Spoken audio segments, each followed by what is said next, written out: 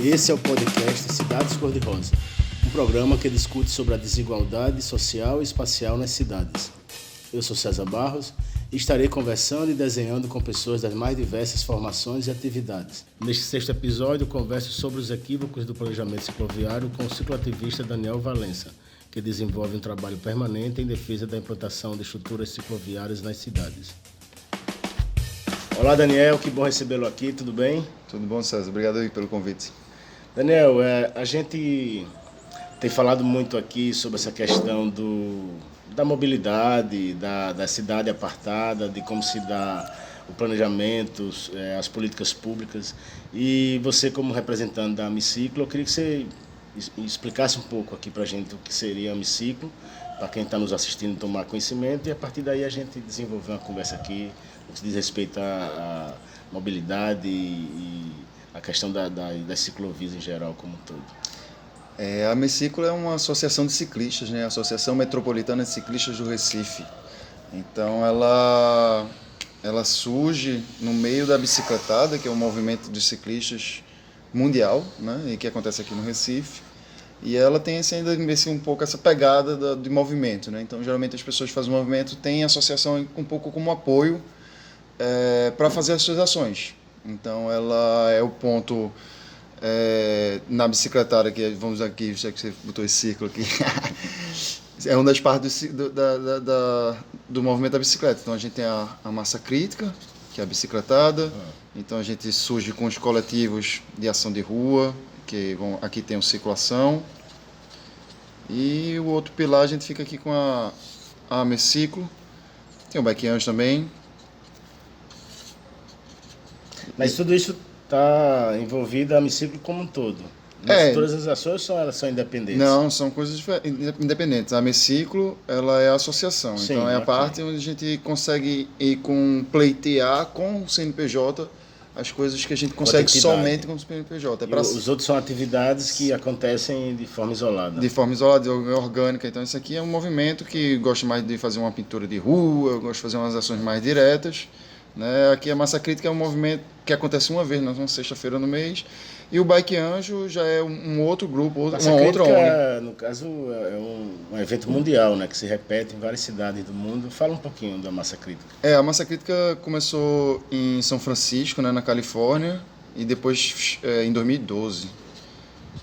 Não, que 2012? 1992. E aí, depois ela chegou em 300 cidades já, mais de 300 cidades no mundo. E aí ela é mais ou menos como se você juntasse todos os ciclistas para saírem juntos para o mesmo local. E ninguém sabe para que local é esse, só sabe o ponto de encontro e o ponto de hora de saída. De lá, tudo pode acontecer. A Amiciclo, no caso, ela vai além do Recife, a região metropolitana como um todo, ou somente atua em Recife? Então, o nosso MEI, né, é de metropolitana. A gente tem um âmbito na região metropolitana, mas a principal das ações, né, como a gente está crescendo ainda, está muito focado no Recife. Mas a gente, por exemplo, já fez a avaliação da estrutura cicloviária de Ipojuca até Paulista.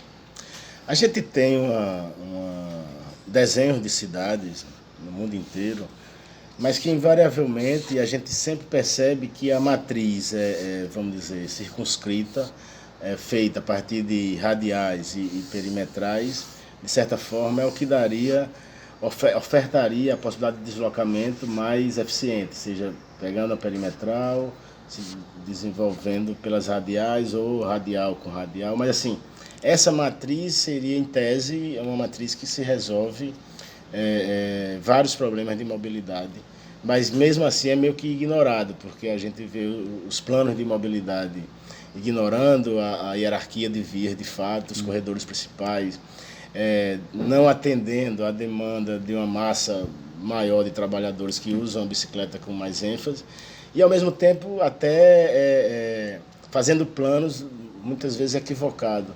Vocês têm feito acompanhamento permanente dos planos cicloviários, sejam estaduais, sejam as discussões municipais. Como está isso hoje em relação a planejamento e prática? Sabe uma coisa que você me disse há muito tempo e eu repito isso ad eterno, quando você não quer fazer uma coisa, faça um plano. Que aí você falou. Hoje tem sido isso, né? A gente, no nível estadual, né? A gente tem na região metropolitana no caso, a gente tem o Plano Diretor Cicloviário, que ele prevê aí 590 quilômetros de ciclovia. Então a gente poderia pegar toda a região metropolitana e teria ciclovias para você passar, pegando exatamente as principais vias e colocando ela de ciclovias e as secundárias em ciclofaixas. E esse é basicamente o plano que a gente tem hoje na região metropolitana, que é um plano relativamente barato de se executar. Com o preço que você gastou numa via mangue, você teria feito já esse plano. Agora precisaram fazer o plano, então acaba perdendo um pouco. No nível municipal, aí está uma tonelada de planos acontecendo tudo em cima da hora. A gente está com o plano diretor, que agora está no momento de emendas na Câmara Municipal. Estamos com o plano de mobilidade. A plano de mobilidade não tinha sido arquivado? Não, foi retirada da gestão. Atualizado. Foi atualizado, já chegou na Câmara. Enfim, chegou na última instância popular da Prefeitura e agora vai para a Câmara dos Vereadores. Eu estou me lembrando agora, porque foi que eu falei essa questão do se não quiser realizar, faça um plano. Especificamente, eu me lembro que isso foi numa discussão sobre a questão de quais as vias deveriam ter ciclovia ou não, porque eu defendo que toda via cabe uma ciclovia. Nem todas são necessárias de se ter a ciclovia. Mas eu falei isso justamente porque, se você chegar para qualquer ciclista, você, eu, outro que usa a bicicleta de uma maneira mais do dia a dia, todos saberemos onde se deve colocar as vias. Não precisa fazer plano. Coloca Daniel Valença dentro de um carro e diz: essa aqui é a via que tem que ter, aquela ali, esse é o cruzamento mais perigoso, mais importante. Então, assim, já é sabido quais são as vias em Recife que teria que ter ciclovia. É muito óbvio, Recife tem uma malha que, inclusive, o sistema de metropolitano de transporte é até interessante, que ele considera justamente isso, que é a Agamenon, as suas perimetrais, as radiais como a Caxangá, como a Avenida Norte, como a Abdias de Carvalho. Então, assim, a gente já falou sobre isso em outro momento. Se você fizesse ciclovia em apenas 7 vias mais importantes, você conectava a região metropolitana inteira. Você conectava de Paulista, Olinda, até Jaboatão pela Agamenon Magalhães. Você conectaria o centro, Marco Zero, o São Lourenço da Mata, Camaragibe, pela Caxangá. Você teria o Curado aqui com a Abdias. Então, assim, em tese, essas 7 vias, faria essa conexão, implantando a ciclovia em corredores que cabem uma ciclovia, que são 6 faixas, 8 faixas para o carro. Então, assim, a gente sabe onde deve fazer. E, de fato, fazem os planos e desconsideram, inclusive, essas vias principais. Como é que se dá isso, assim? Como é que vocês têm enfrentado isso enquanto associação, nessa, vamos dizer assim, labuta quase que diária entre o que se sabe que deve fazer e o que se planeja e se coloca como prioridade, que de fato não corresponde à realidade? Sim. Para corrigir aqui, a primeira coisa que a gente tem que pensar é que não é colocar Daniel Valença no carro, é botar o prefeito na bicicleta, viu? Inverter a hora. A segunda coisa que a gente tem que pensar o prefeito andou de bicicleta, todos andam de bicicleta na campanha e no começo da gestão, depois esquecem a bicicleta. Não, é incrível, impressionantemente, em 2013 a gente tem um dia que é o dia de bicicleta ao trabalho, e em 2013 ele foi de bicicleta ao trabalho. Quem? Fez a propaganda, o prefeito Geraldo Júlio, mas depois eu acho que ele se esqueceu como é que fazia. E aí, é exatamente isso, assim, a gente também tem a gente faz essa discussão hoje, inclusive a gente tem um indicador que a gente chama de Índice de Desenvolvimento Cicloviário, que é exatamente para medir se a ciclovia está na via principal, porque eu acho que às vezes esquece o porquê de uma ciclovia.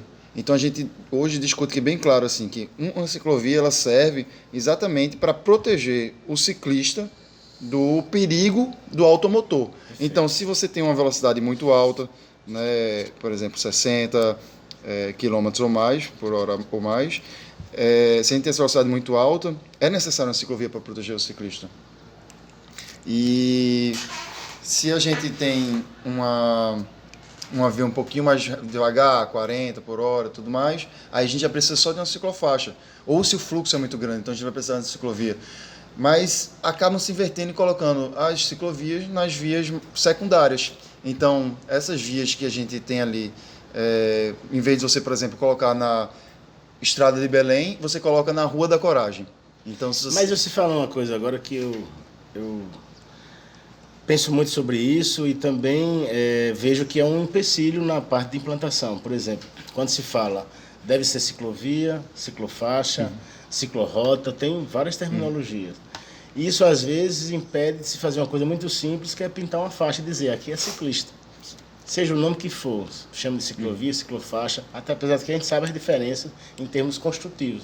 E a ciclovia é mais complexa, porque exige a segregação do ciclista, dividindo, protegendo mais, essa questão de ter uma sinalização mais específica. Mas assim, se a gente abstraísse dessa complexidade e dissesse vamos pintar a faixa e dizer aqui é do ciclista, talvez a gente tivesse muito mais vias hoje, com a prioridade ou observando a necessidade de se ter o ciclista presente.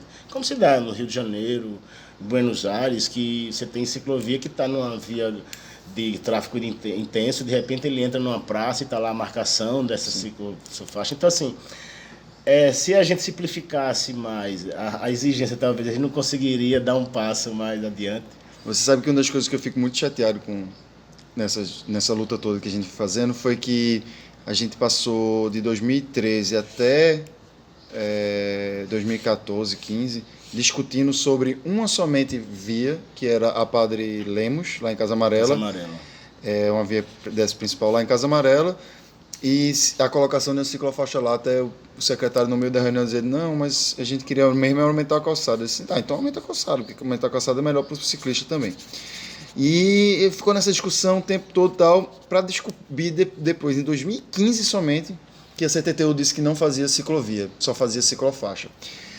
E para depois a gente ver que tem um novo formato que eles têm feito agora, que tipo isso que você está falando, que é, aqui a gente pensando aqui, a ciclovia, a colocação da proteção com prisma, né, que é um gelo baianinho, um mini gelo baiano. Chamam de tartaruga também. Mas não é uma tartaruga, não é uma pequenininha. Ah, sim, só aquele... É um que é tipo um prisma grande assim, ó. Um grande assim, que ele já chega... É um sinalizador, na verdade. Isso, que ele é grande e tal, e isso já ganha uma certa proteção, porque, assim, para eu e você, a gente pedala no meio do trânsito, sem problema, é tudo mais, leva uma fechada ou outra, mas é do dia. Mas para a gente botar mais pessoas para pedalar e para garantir realmente a segurança ciclista, a gente vai precisar de uma segregação física maior. E aí eu concordo com você. Se é ciclovia, se é ciclofaixa, não importa a terminologia. O que precisa mesmo é que elas sejam segregadas, pintadas, para você dar uma cor e dizer vermelho aqui é ciclovia, não toque, isso não é seu. E você ter elementos de proteção para que as pessoas, porque os motoristas são desacostumados a ter um local que não é deles. Sim. Então eles entram e invadem muito.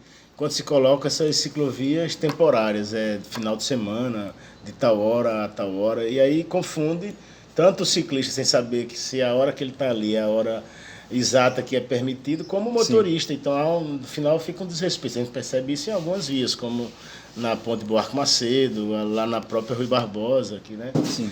Eu sempre falo que essas ciclovias que hoje está em moda no mundo inteiro, dia de domingo, ter vias para ciclistas que só pedalam no final de semana, ele tem um fundo muito mais pedagógico, muito mais didático do que, de certa forma, resolve o problema da mobilidade.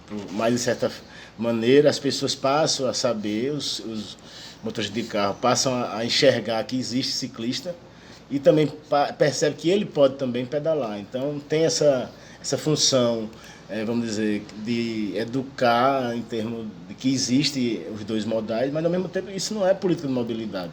As pessoas confundem um pouco. Anunciam as ciclovias ou ciclofaixas de lazer como se fosse uma grande solução para a mobilidade. Exato. O negócio, inclusive por isso, talvez, é que elas sejam bem focadas no público de classe alta, né? Tanto que ela começa lá da Jaqueira, né? E vai passando por vários bairros de classe alta e tal, até chegar em Boa Viagem. Então ela liga a classe média e classe média alta né, via Boa Viagem. Tudo bem, aqui ainda tem uma característica interessante que outras ciclovias não vêm, que ela tem um braço que vai até a Lagoa do Araçá. E aí você pega bairros de um pouco mais pobres. Mas aí realmente ela funciona talvez com um primeiro momento para exatamente mostrar que existe outra forma de deslocar. O problema é se ela sempre fica nesse primeiro momento. Ela não dá o segundo momento porque no dia a dia eles têm medo de enfrentar a classe média motorizada e tomar uma atitude de colocar essas ciclovias no mesmo local que elas passam nas principais, porque ela vem pela Rua Barbosa, né? Ela vem, sabe, pelas vias principais da cidade, aqui Abdias, né? E no dia de semana o ciclista fica assim. Inclusive eu tenho enfrentado essa discussão, porque a gente tem um trabalho lá na Caranguejo, Tabaiares, e o pessoal lá tem perguntado muito pra gente assim, por que eles colocam no domingo, quando a gente não está pedalando geralmente, e no final de... bota no domingo, mas no dia a dia a gente não tem a proteção. Você falou aí 3 coisas muito importantes. O primeiro é a assistência que é dada de uma forma muito isolada, onde só se assiste não só nas ciclovias de lazer, como também hoje a oferta de estações de bicicletas compartilhadas, nas áreas de quem não pedala com tanta constância. Você não tem estações de bike compartilhada na periferia, nas favelas, você tem nos centros consolidados, você tem nas áreas turísticas, e isso não resolve a mobilidade também.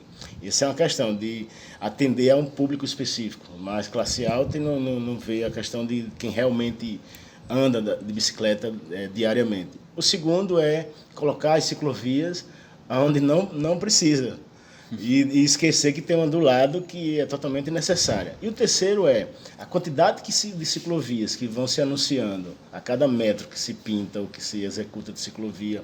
Se nós fôssemos juntar e saber exatamente e fazer onde era realmente, talvez ainda sobrasse um pouco.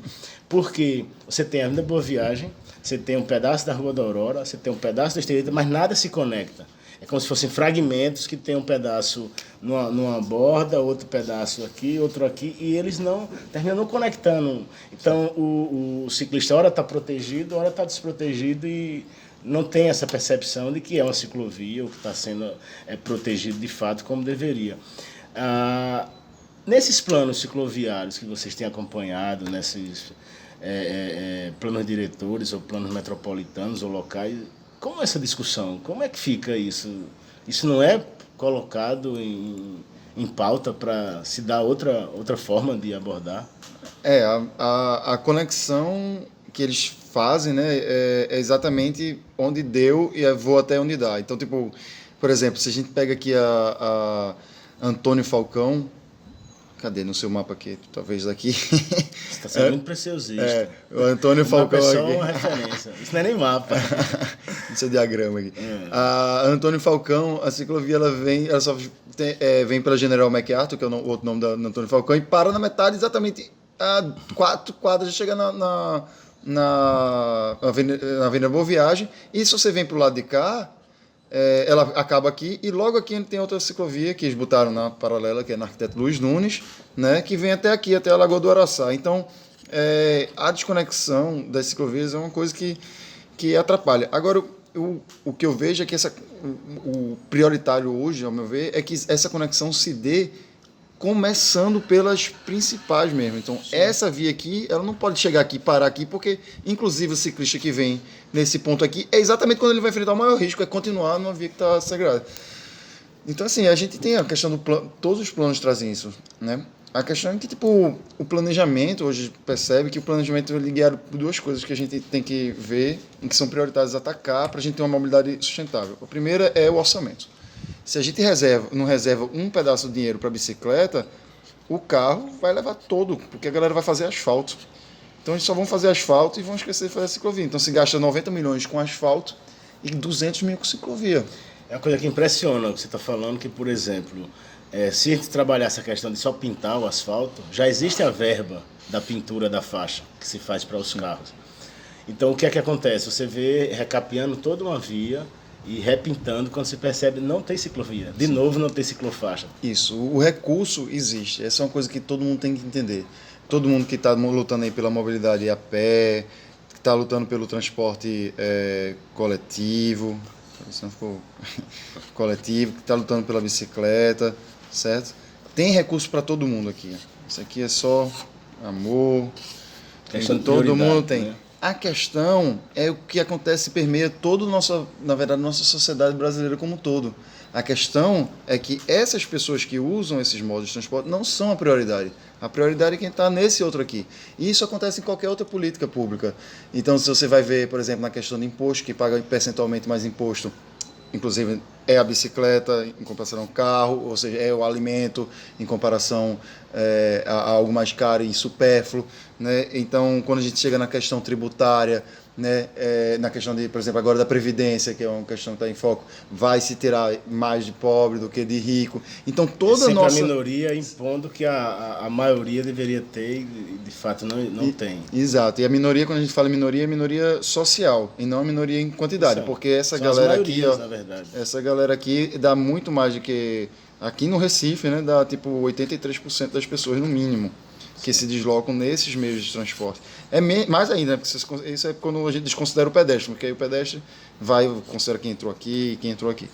Então, assim, realmente uma questão de inversão de prioridades. E essa inversão ela é muito difícil sair, porque quem domina hoje os recursos é a classe rica. E ela não vai querer sair do carro dela. Então, por isso que eu estou dizendo, são 90 milhões, como você falou.